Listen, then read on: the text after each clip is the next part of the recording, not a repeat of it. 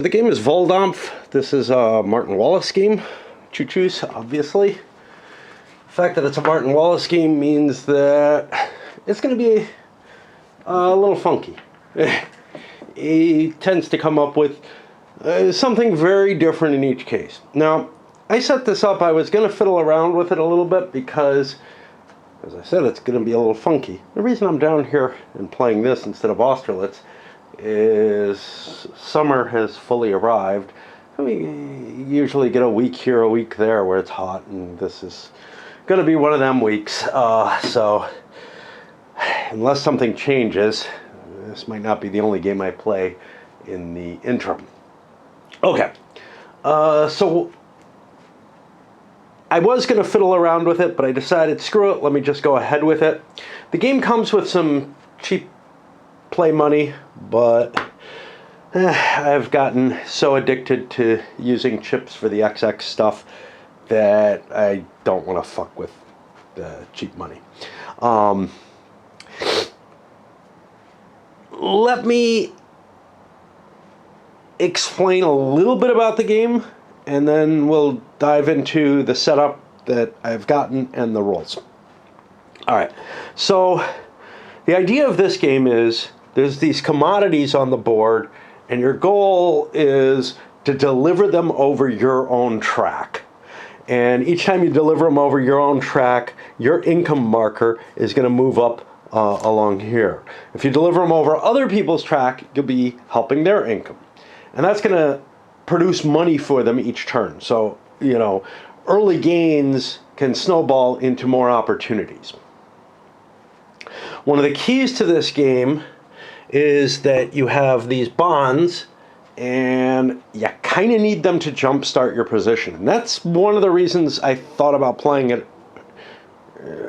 I think I probably should have played it a little bit first, was to be able to come up with reasonable, you know, bids and solutions as things start.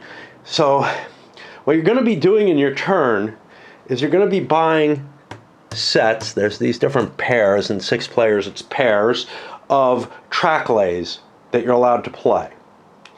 And then you'll be paying also the cost for the connections that you want to make.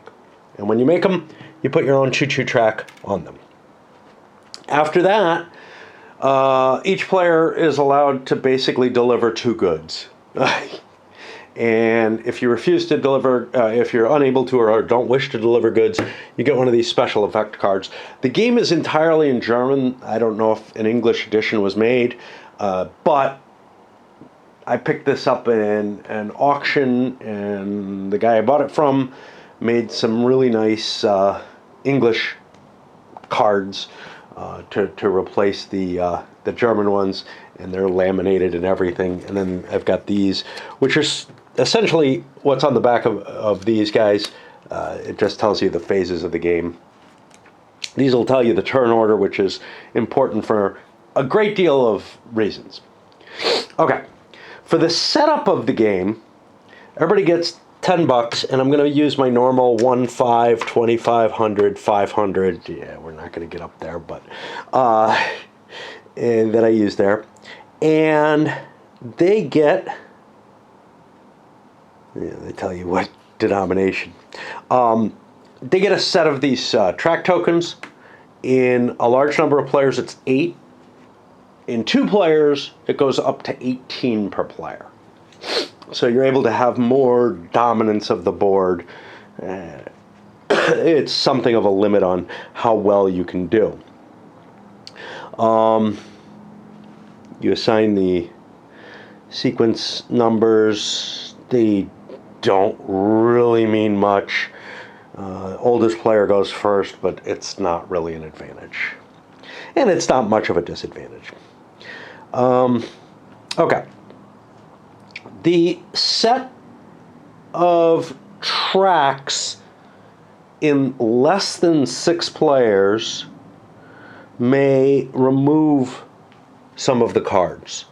And sometimes that is fixed, and sometimes that has some randomness built into it.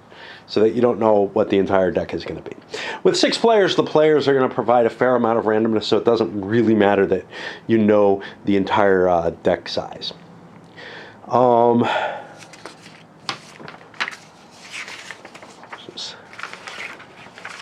of these things. Okay. Then cubes are placed at random on the board, and that's going to be using these destination cards. At the beginning of the game, you draw a certain number of them based on the number of players, and every space in there gets a commodity cube from the commodity cube bag put on that random space. It can be the same color, as far as I can tell, as the space is. So, for example, Nuremberg here is a blue space. It has blue cubes. I can't transport it to Nuremberg, though. I have to transport it. This isn't spelled out in the rules that I have, but it wouldn't make sense to me. So I have to transport it to another city. Otherwise, I could just burn cubes, right? Which wouldn't do me a whole lot of good. But it might hurt people. Let's see. Let's just see here. Okay. All right. So for the sequence of play for any given turn is additional merchandise cards are pulled, again based on the number of players, and more cubes are placed. This is after that first set, after the setup and that first set of cube placements. Again, I was going to start it on my own. Then a set of track cards are revealed. There's enough sets for the number of players that there are. So I'm in a 6-player game. There's 1, 2, 3, 4, 5, 6 different sets out there. Now, those sets, everybody's going to be able to get one. And the amount of cards in the set depend on the number of players. With a smaller number of players, more cards will come out at once, which keeps things at the same number of turns per. Then you're allowed, each player, I believe in order, chooses an amount of bonds that they want to buy, they want to take. Yeah. So player number 1 has to choose first. Now, player number 1 was very advantaged on the previous turn, or they just happen to be old. Or they get the random, depending on how you want to do that. You grab a number of bonds, and you get that much money. Right?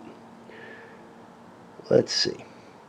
Let's lie there. It's not the amount of money you get. You get bond chips 6 times the amount of money for them. So it's not so bad. So each bond is going to give you 6 extra bucks in cash, but you're going to have to pay for these every turn. So the earlier bonds are going to cost you more throughout the course of the game than the later ones, but you need them early. Like I said, you know, if you have to pay for the track placements and maybe something for the right to choose that track, well, you know, 2 track placements is going to cost you somewhere around the 10 bucks you start with to begin with. And then some of them are much, much higher. Okay. Now, what's the next thing we got here? I lost this. Okay. Then the next thing that happens is, starting with the number 1 player and going numerically, each player throws a bid out for how much they want turn order. And this is kind of complicated. So you keep going until the highest bidder is determined. The first player who chooses not to outbid the previous player passes and takes the highest numbered sequence card that's available. That hasn't been chosen yet. They don't pay anything for their choice, except in the 3-player game. Well, the 2-player game too, but at least as far as I can tell. I'm not sure. The rules are not very clear for that. And again, this is a translation, and it's also a Martin Wallace game. Martin Wallace tends to be fuzzy on rules. The first player who passes pays nothing. He or she takes the money back they offered. The next players who pass only pay half their bid. And now that sounds like, okay, everybody pays half their bid until the person who wins. No, because then it says only the players who come in first and second must pay their entire bid. All right. So here we have a discrepancy, but I think the meaning is clear. The first and second place have to pay their entire bid. But again, when you're in two players, yeah, I don't know. All right. In a game with three players, the player who passes first must pay half their bid, and the other two players pay their full bids. Okay, fair enough. But in the two-player game, either the second player pays nothing, or they pay half, or they pay full, and that's kind of not really explained. Is there a two-player game? Yes, there is. So, okay. Could be a translation issue, could be something else. I don't, I'm playing this for the first time, so I'm not going to be able to tell you the balancing issues with that. The players can balance it out themselves, of course, but it might end up meaning that, one player bids $1 and gets their choice or something. I don't know. Okay, after that, in turn order again, in the newly arranged turn order,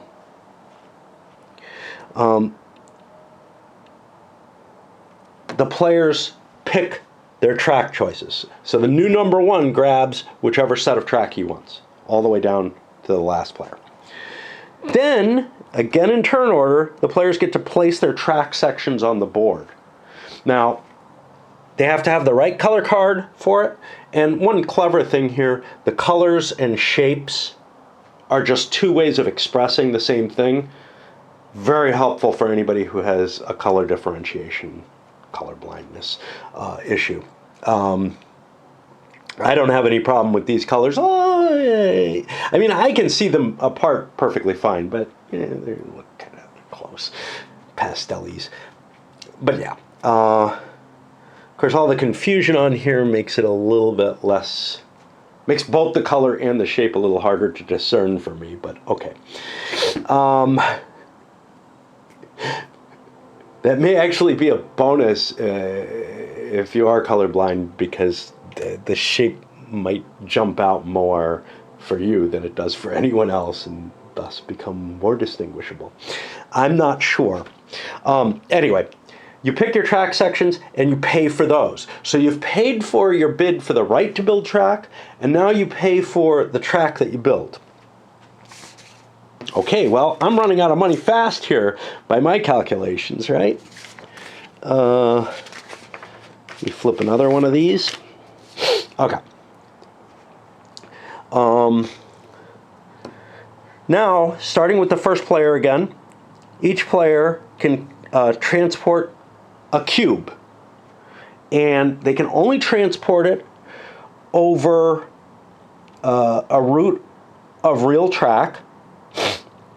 You count the number of tracks that it's transported. It can't go over more than a total of 6, although there's cards that change that. They can only go over the track, and it has to go through, its endpoint has to be of its same color, and it can't go through the same track section twice, nor the same location twice. So you can't loop around just to try to create expenses. Once you get into the goal, the merchandise cube goes back, and for each track section over which the cube passes, for that color, their locomotive moves up on the income track. They make money for this new route that's been established. All right. Then what they say here is, after all players have if all players have played, so I guess that is kind of open to interpretation. The way I read it is, if somebody passes, everybody gets deprived of their second round. And that makes sense. A second transportation round follows. The reason it makes sense is because if you do not transport a cube, if you pass, you get one of these cards. And that may be on the second round as well. So the thing is, maybe everybody transports one on the first round, and then some people back off on the second. We'll see how that's worded. I don't have that here. It must be later on. Okay. The players now get their income in turn order. The amount of income is equal to where they are on the locomotive track. However, you also have to pay dividends on your bonds, which is equal to the amount of bonds you have. Remember, you got 6 times the value, so in 6 turns, you will have paid off your bond. Yeah, sort of. If you don't have money for the dividend, you lose income for each buck that you missed. Afterwards, action cards will be distributed, which is the thing that I didn't have an answer for. And then we start over uncovering new cubes and then laying out track and whatnot. New track options. All right. The person who's furthest behind on the scoring track at the end of the round gets an action card. You also get a card if you give up the chance to move aware in the transportation phase, no matter whether voluntary or not. One can refrain from moving both merchandise cubes in a round and get 2 action cards. Okay. So this is different from how I read it. The way I read it was, if you pass in the first round, not everybody's gone, not everybody's moved a cube, therefore nobody gets a second round. I thought that was kind of cool. It's not the case. Obviously what the case is you can pass once and you get a card, you pass a second time, you get another card. When do you get that card? Do you get it immediately? Not clear. It would be easiest to handle if you do. You can play it whenever appropriate, and they have special abilities. The game ends when the last of the track cards are auctioned off at the end of that turn, I believe. Yeah.